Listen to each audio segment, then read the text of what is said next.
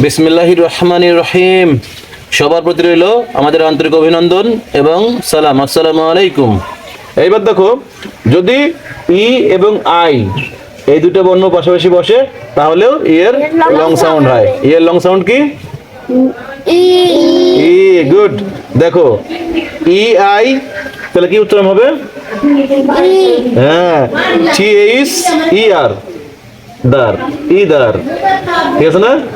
আরেকবার দেখো, যদি ই ওয়াই পাশাপাশি বসে, ই ওয়াই, ই ই ওয়াই, তাহলেও এর লং সাউন্ড হয়। এর লং সাউন্ড আমরা জানি ই, M O N E Y, money. Money মানে কি? টাকা। হ্যাঁ, তাহলে এম ও, তাহলে মা, এন ই ওয়াই, কি হলো? নি, মা নি। ইউআই পাশাপাশি বসলে এর লং সাউন্ড হয়। হ্যাঁ, আবার শব্দ শেষে যদি ওয়াই বসে, শব্দ শেষে কি বসে? হ্যাঁ, শব্দ শেষে ওয়াই বসলেও এটা লং ই এর মতো সাউন্ড হয়। যেমন বেবি, বি এই বি ওয়াই, বেবি। ঠিক আছে না? আবার ক্যান্ডি, সি এই এন ডি ওয়াই, ক্যান্ডি।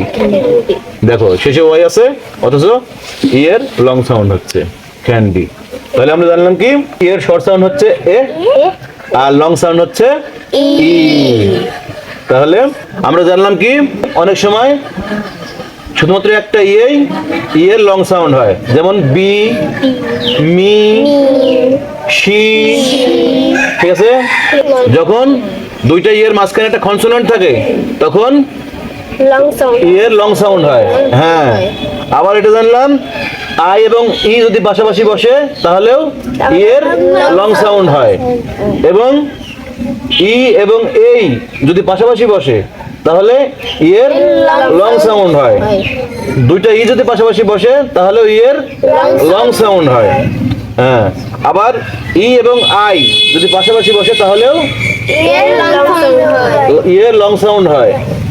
আবার যদি ই এবং ওয়াই পাশাপাশি বসে তাহলেও ই এবং ওয়াই যদি পাশাপাশি বসে তাহলে এর লং সাউন্ড হয়। এবং ওয়াই যদি শব্দের শেষে বসে তাহলেও অনেক সময় এর লং সাউন্ড হয়। মনে থাকবে? কালকে তোমাদের এটার উপরে পরীক্ষা নেওয়া হবে। হ্যাঁ, Like, share, follow, comment.